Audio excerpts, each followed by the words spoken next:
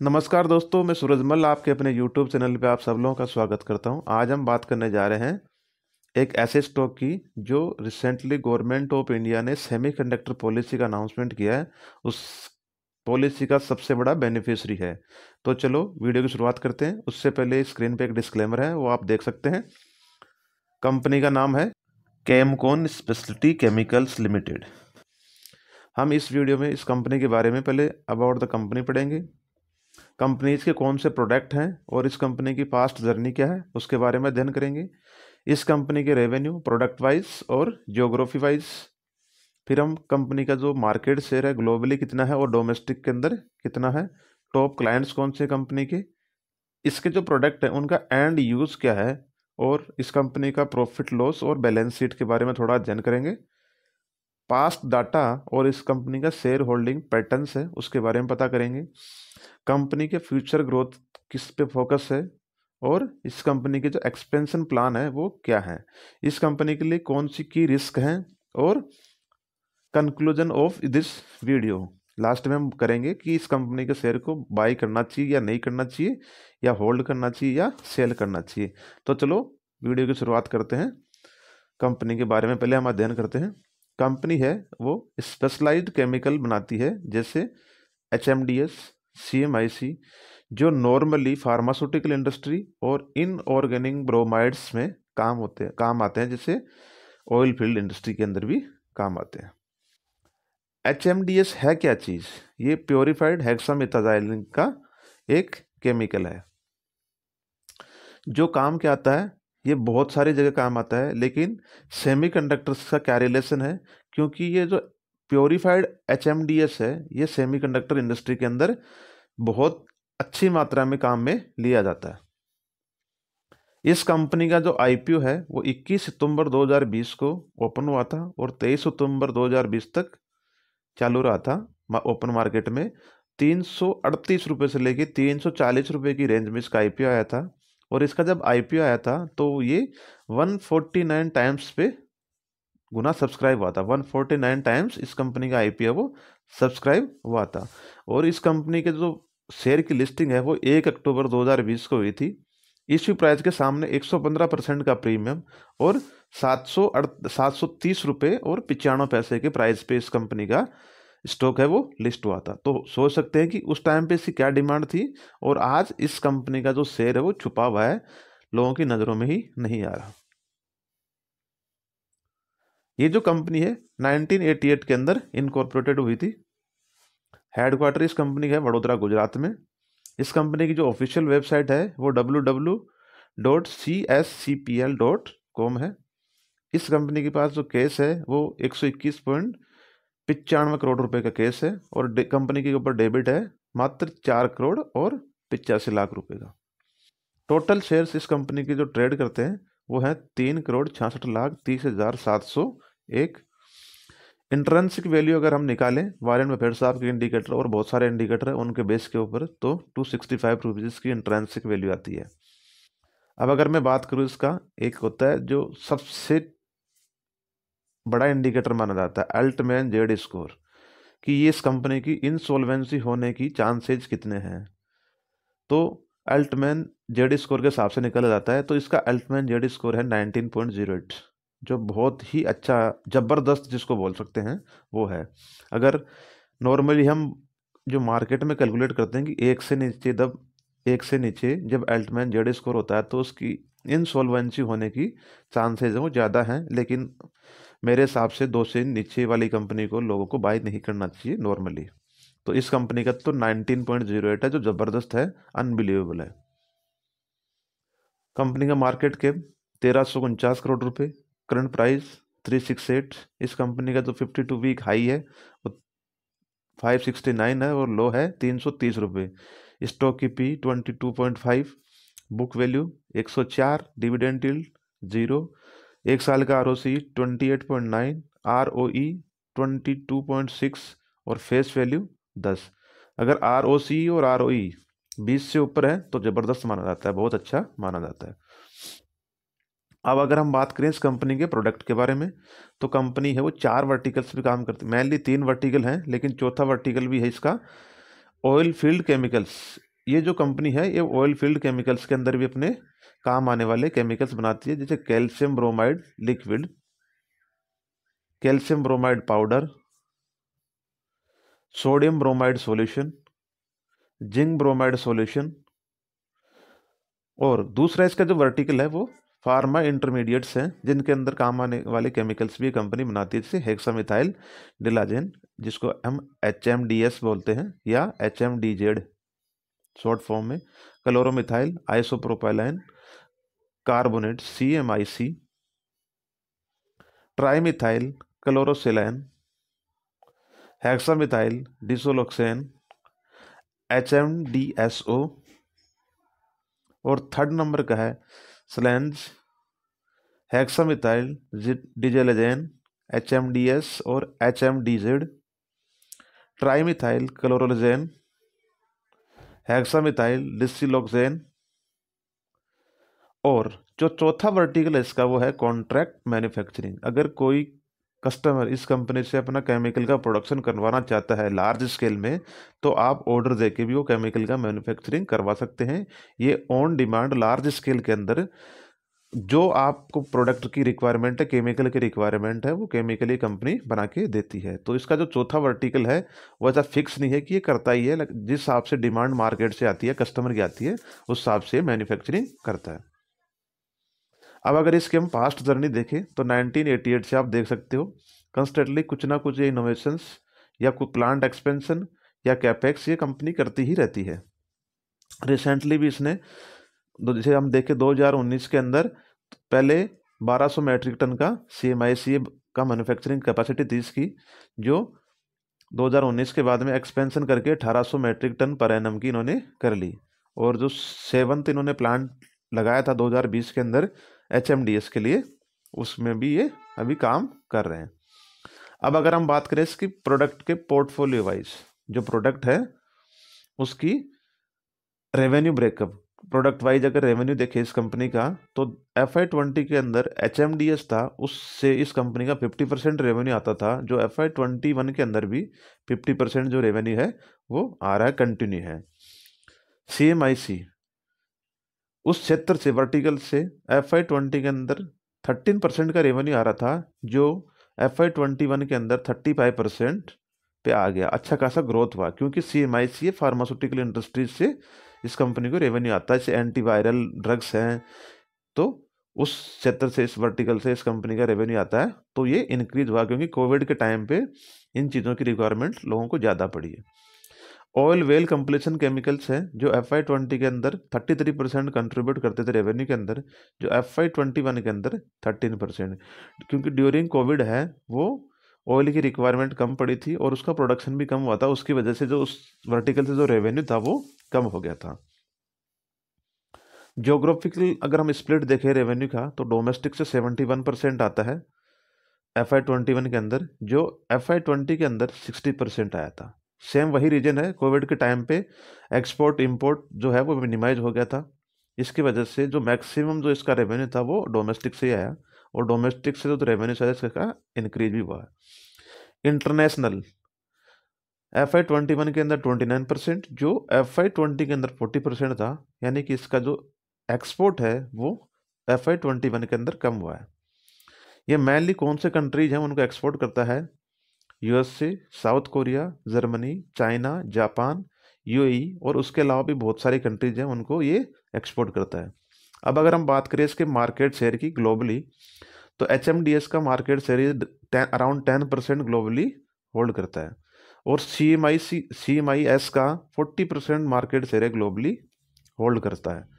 ये largest manufacturer है CMIC का, और इंडिया के अंदर सिर्फ इकलौता HMDS का मैन्युफैक्चरर है। अब हम बताते, देखो HMDS का सिंगल मैन्युफैक्चरर है इंडिया के अंदर, और थर्ड लार्जेस्ट मैन्युफैक्चरर है वर्ल्ड के अंदर। लार्जेस्ट मैन्युफैक्चरर है CMIC का, सेकंड लार्जेस्ट मैन्युफैक्चरर है वर्ल्ड वाइड, यानी कि वर्ल्ड के अंदर सेकंड लार्जेस्ट मैन्युफैक्चरर है CMIC का। और इंडिया के अंदर यह इकलौता प्लेयर है जो जिंक ब्रोमाइड का मैन्युफैक्चरिंग करता है, और लार्जेस्ट मैन्युफैक्चरर है कैल्शियम ब्रोमाइड का। तो ये सोच सकते हैं आप कि कितनी ज़बरदस्त कंपनी है। अब अगर हम इसका क्लाइंट बेस देखें तो जैसे बहुत बड़ी बड़ी कंपनी है, Lowry lab, Aurobindo pharma, CC grain limited liabilities company है, विविन, हेस्ट्रो, इंडोस्विफ्ट लैब्स लिमिटेड, ऐसी बड़ी बड़ी कंपनियां इस कंपनी की क्लाइंट हैं। और टॉप 10 जो कस्टमर्स हैं वो इसके 70% रेवेन्यू को कंट्रीब्यूट करते हैं। तो आप इस चीज़ को पॉजिटिव भी ले सकते हो और इस चीज़ को नेगेटिव भी ले सकते हो। पॉजिटिव तो इस हिसाब से है कि जो इसके टॉप क्लाइंट्स हैं, बड़े बड़े क्लाइंट्स हैं, वो इस कंपनी के अंदर इतना फेथ रखते हैं कि वो इसी कंपनी का प्रोडक्ट यूज़ करते हैं। और नेगेटिव आप इस बेस पे ले सकते हो कि ये जो कंपनी है इसका 70% जो रेवेन्यू है वो टॉप 10 क्लाइंट से आता है। यानी कि जो कंपनी है वो क्लाइंट क्लाइंट कंसंट्रेशन है। अगर कोई भी एक क्लाइंट छोड़ के जाएगा तो रेवेन्यू है वो कम होने के चांसेस ज़्यादा हैं। तो नेगेटिव और पॉजिटिव लेना ये आप पे डिपेंड है, लेकिन मेरे हिसाब से तो ये चीज़ इस कंपनी के लिए पॉजिटिव है। अब अगर हम बात करते हैं, लीडिंग मैन्युफैक्चरर है, मैंने पहले ही बोला HMDS का, इंडिया के अंदर तो इकलौती कंपनी है। इंडिया का जो 40% डिमांड है वो इंपोर्ट से कंप्लीट होती है, और जो इंपोर्ट है वो मैक्सिमम या तो चाइना से या जर्मनी से आता है। और जब से कोविड आया तब से China+1 यानी कि मैक्सिमम कंट्री जैसी हैं जो चाइना से इंपोर्ट होने वाला आइटम है वो अभी धीरे धीरे बंद कर रहे हैं। तो ये इस कंपनी के लिए एक ज़बरदस्त चीज़ है। और अगर नॉर्मल देखा जाए तो HMDS की जो डिमांड है ये 10.6% के CAGR से आने वाले 2023 तक ग्रोथ करेगी। ये तब था जब सेमीकंडक्टर की पॉलिसी इंडिया में नहीं आई थी, क्योंकि HMDS का जो यूज है वो सेमीकंडक्टर के अंदर भी किया जाता है।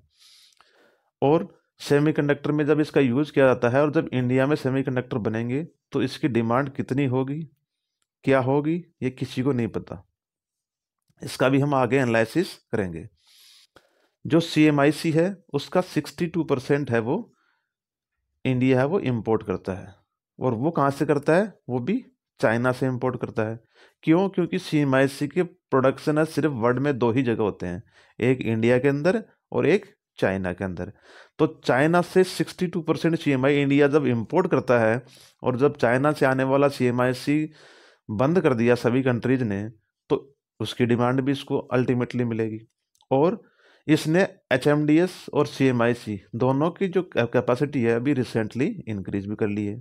तो और इस कंपनी का जो CMIC का जो सेगमेंट है वर्ल्ड वाइड, उसकी जो एस्टिमेटेड ग्रोथ है वो 11% के CAGR से ग्रोथ करेगी। ये पहले का अनुमान है, 2023 तक 11% के CAGR से ग्रोथ करेगी। उसके बाद में जो समीकरण है वो चेंज हुए हैं, क्योंकि चाइना से आने वाला इंपोर्ट बंद कर दिया सभी कंट्रीज ने।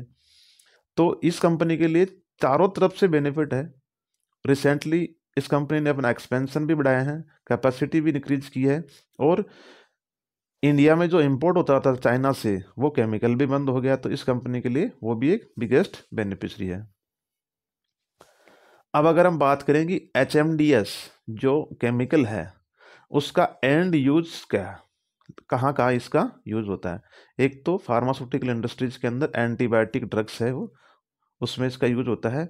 और उसका हम एस्टिमेटेड CAGR देखें कि आने वाले टाइम पे कितने CAGR से ग्रोथ करेगा, तो 4.5% के CAGR से आने वाले टाइम पे ये ग्रोथ करने की संभावना है। दूसरा इसका है एंटीवायरल ड्रग्स, जो इसका एस्टिमेटेड था कि 6.39% के CAGR से ग्रोथ करेगा। लेकिन जब से कोविड आया है तो ये जो एंटीवायरल ड्रग का सेगमेंट है ये अनबिलीवेबल तरीके से इसने ग्रोथ दिखाई है। तो हो सकता है ये अगले कुछ सालों तक और भी ज़बरदस्त ग्रोथ दिखाता रहे। तो ये कंपनी के लिए एक पॉजिटिव चीज़ है। तीसरा जो HMDS का एंड यूज है और सबसे मोस्ट इम्पोर्टेंट चीज़ है वो है सेमीकंडक्टर इलेक्ट्रॉनिक्स इंडस्ट्री के अंदर इसका एंड यूज होता है। जो HMDS प्योरीफाइड HMDS है उसका यूज सेमीकंडक्टर इलेक्ट्रॉनिक्स इंडस्ट्री के अंदर इसका यूज होता है। और ये एक सिंगल कंपनी है इंडिया के अंदर जो प्योरीफाइड HMDS का आज की डेट में प्रोडक्शन करती है। हो सकता है कि आने वाले टाइम पे और भी बहुत सारी कंपनियां प्लांट लगाएं और प्रोडक्शन करें, लेकिन आज की तारीख में देखें तो सिर्फ ये अकेली ही कंपनी है जो HMD प्योरीफाइड HMDS का प्रोडक्शन करती है। और HMDS प्योरीफाइड HMDS का हेविली यूज है सेमीकंडक्टर इंडस्ट्री के अंदर, जिसको बोलते हैं हम CVD केमिकल वेपर डिपोजिशन के अंदर, ALD ऑटोमिक लेयर डिपोजिशन के अंदर, एडेशन में इसका बहुत अच्छा यूज है सेमीकंडक्टर इंडस्ट्री के अंदर, बहुत हेवीली यूज है।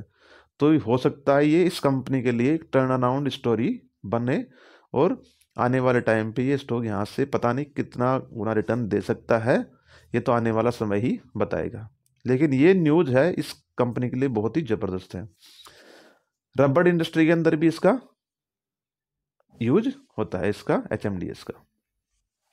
अब अगर हम बात करें CMIC, तो CMIC है फार्मास्यूटिकल इंडस्ट्री के अंदर भी इसका एंड यूज होता है, जो HIV और हेपेटाइटिस बी का जो है उसके अंदर जो API यूज होते हैं जो दवाई बनाने के लिए, टेनोफोवीर, उसके अंदर ये कंपनी के जो CMIC का जो केमिकल है उसका इसके अंदर यूज होता है। और CMIC का 62% जो इंडिया है वो इंपोर्ट करता है, और वो सिर्फ चाइना से करता है, क्योंकि CMIC का प्रोडक्शन वर्ल्ड में सिर्फ दो ही जगह होता है, या तो चाइना में या इंडिया में।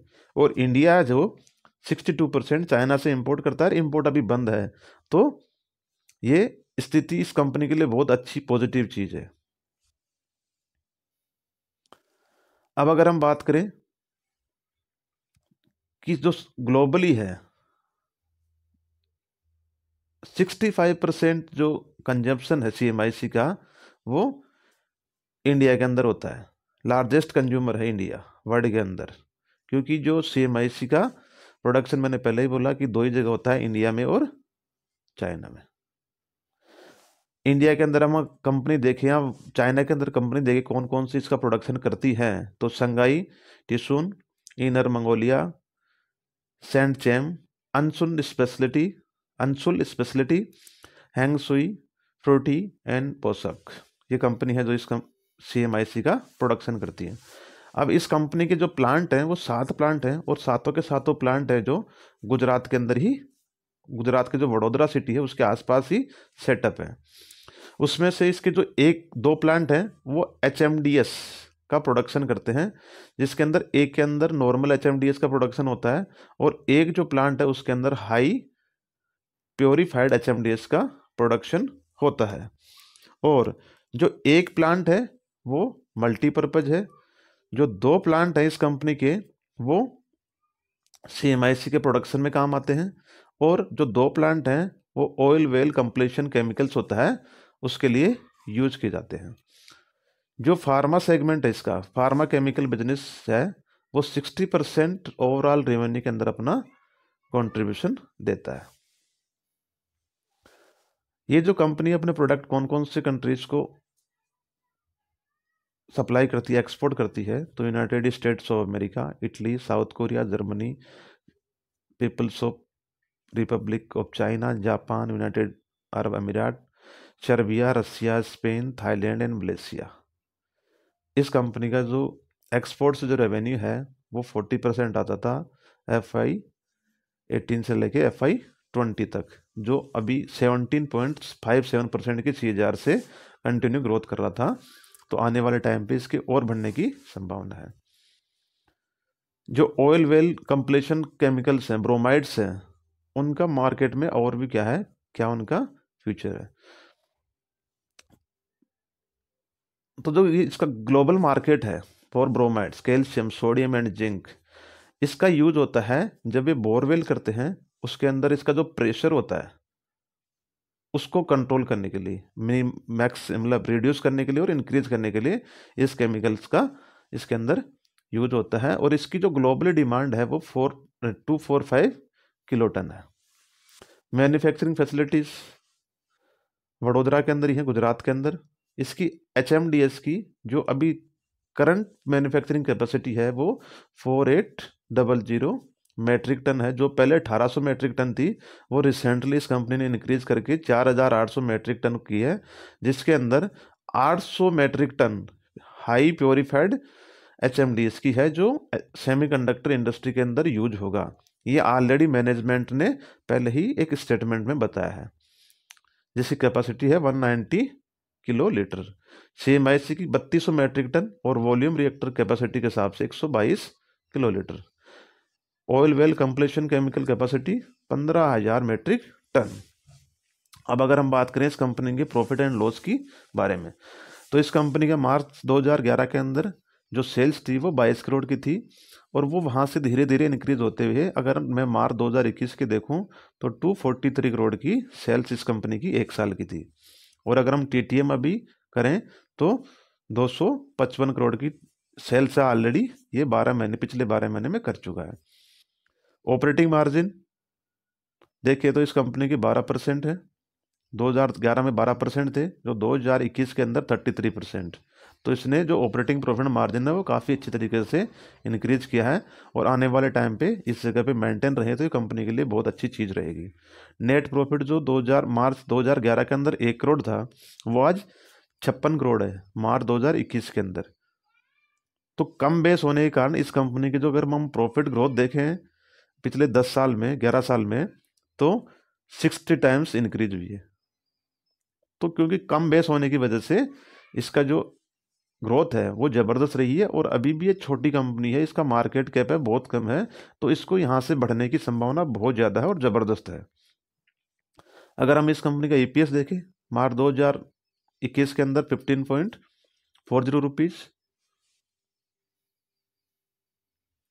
कंपाउंडेड सेल्स ग्रोथ देखें 10 साल की तो 27%, 5 साल की 20%, 3 साल की 16% और 12 महीने की पिछले 4 क्वार्टर की तो 19%। प्रॉफिट ग्रोथ 52% 10 साल की, 5 साल की 77%, 3 साल की 29%, TTM देखें 38%। स्टॉक प्राइस 10 साल का तो है नहीं, क्योंकि अभी रिसेंटली तो अक्टूबर 2020 के अंदर तो ये लिस्टेड हुई है, और जब से लिस्ट हुई है तब से इसका डाउन ट्रेंड हुआ है, और क्यों हुआ है उसका भी रीजन हम इस वीडियो में आगे बात करेंगे।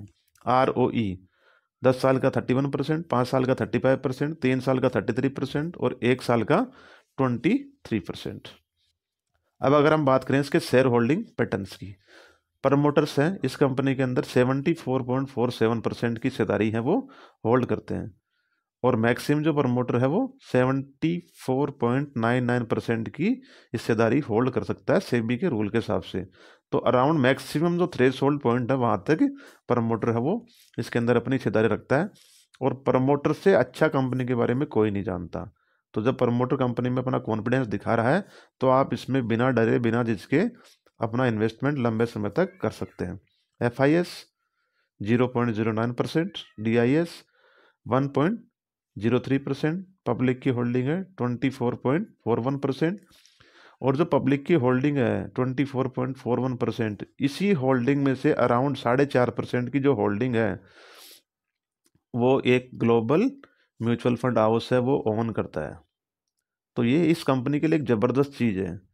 जब global fund house, mutual fund house इस कंपनी के अंदर अपना स्टेक रख रहे हैं, तो आप सोच सकते हैं कि इस कंपनी का आगे ग्रोथ करने की संभावना कितनी है। ये जो कंपनी है हमेशा इनोवेशंस पे अपना ध्यान देती है, और नए नए एप्लीकेशंस के लिए ये अपने केमिकल्स हैं वो डेवलप करती रहती है। तो आने वाला टाइम है वो इस कंपनी के लिए एक ज़बरदस्त होगा। ये कंपनी का एक स्टेटमेंट था कि जो कंपनी है वो सेमीकंडक्टर मैन्युफैक्चरिंग इंडस्ट्री के अंदर और रबर इंडस्ट्री के अंदर अपना आने वाले टाइम पे नए नए प्रोडक्ट्स है वो लॉन्च करेगी, और अगर रिक्वायरमेंट पड़ी तो एक नया प्लांट भी सेटअप करेगी। रिसेंटली एक नया प्लांट इन्होंने अपना सेटअप किया है और वो ऑपरेशनल भी हो गया, जो प्योरिटी जो हाई प्योरिटी का HMDS है वो उसको प्रोडक्शन करेगी फॉर सेमीकंडक्टर इंडस्ट्री के लिए। तो ये इस कंपनी के लिए एक ज़बरदस्त चीज़ है। एक्सपेंशन प्रोजेक्ट्स कंपनी के अभी फ़िलहाल जो मैक्सिमम प्रोजेक्ट हैं वो कंप्लीट हो चुके हैं, लेकिन 2 एडिशनल जो प्लांट्स हैं, total volume metric reactor capacity है 251 किलो लीटर की, वो FY23 तक कंप्लीट होंगे। ऑलरेडी इसके 7 जो प्लांट हैं वो अभी ऑपरेशनल हैं, और ये 2 प्लांट हैं इनका अभी एक्सपेंशन चल रहा है, तो आने वाले FY23 तक ये कंप्लीट हो जाएंगे। तो ये ज़बरदस्त कंपनी के लिए अच्छी चीज़ है। अब तक देखा आपने इस कंपनी के लिए सिर्फ पॉजिटिव चीज़ें, हर चीज़ वो कंपनी के लिए पॉजिटिव है, लेकिन ऐसा कभी नहीं होता कि कंपनी के लिए कोई भी कंपनी हो या कोई भी स्टॉक हो उसके लिए हर चीज़ पॉजिटिव है। कुछ चीज़ें ऐसी होती है जो हमेशा नेगेटिव भी होती हैं। तो हम इस कंपनी की रिस्क के बारे में यहाँ पे देखते हैं। पहला की रिस्क है, सितंबर 2021 के अंदर इस कंपनी को गुजरात पॉल्यूशन कंट्रोल बोर्ड से एक नोटिस आया था और इसका एक जो प्लांट था उसको बंद करवाया था। लेकिन लगभग 6 अक्टूबर 2020 को 21 को सॉरी 6 अक्टूबर 2021 को इस कंपनी ने सारे डॉक्यूमेंट और पेमेंट्स इस notice related pollution control board के अंदर जमा करा दिए और कुछ समय बाद में वो नोटिस वापस भी ले लिया गया और जो प्लांट जिसका शटडाउन करवाया था वो अभी ऑपरेशनल भी है। लेकिन ये कहीं पर भी अभी इन्होंने सेबी को इन्फॉर्म नहीं किया, कहीं लिखित में नहीं है। लेकिन मैंने ये चीज़ मैनेजमेंट से खुद बात करके कन्फर्म की है कि वो जो प्लांट है वो ऑलरेडी ऑपरेशनल है और जो गुजरात पॉल्यूशन कंट्रोल बोर्ड ने नोटिस हमें दिया था वो उसको वापस भी ले लिया गया है और जो इश्यू था वो रिजॉल्व हो गया। पहला तो ये कि रिस्क था जो अभी हट चुका है और इसी की वजह से ये स्टॉक है वो बहुत नीचे आ गया था। दूसरा जो रिस्क है, प्राइजिंग प्रेशर फ्रॉम चाइना। आज की तारीख में चाइना से आने वाला इंपोर्ट बंद है या ना के बराबर है, वाया दूसरे रूट से आता है, जैसे जर्मनी के थ्रू या और दूसरे कंट्री के थ्रू वो चीज़ें इंडिया में अभी भी आ रही हैं। लेकिन हो सकता है कि आने वाले टाइम पे चाइना से वो इंपोर्ट खोल दिया जाए, तो चाइना में जो प्रोडक्शन है वो लार्ज स्केल में होता है, तो वहाँ पे जो प्राइस होती हैं वो कम प्रोडक्शन के हिसाब से कम प्राइस पे वो सेल कर देते हैं। तो ये इस चीज़ कंपनी के लिए एक नेगेटिव पॉइंट है। तीसरा चीज़ मैंने आपको बताया, गुजरात पॉल्यूशन कंट्रोल बोर्ड से ये जो नोटिस है वो रिजॉल्व हो गया। मैनेजमेंट से मैंने पर्सनली बात की है 24 दिसंबर 2021 को ही। अब अगर हम बात करें इस वीडियो की कंक्लूजन की, सिंगल प्लेयर है HMDS मैन्युफैक्चरिंग के अंदर, इंडिया के अंदर बिगेस्ट बेनिफिशियरी है सेमीकंडक्टर थीम का। फार्मा सेक्टर में जो अच्छा खासा कर रहा है इसका वो कंटिन्यू करता रहेगा।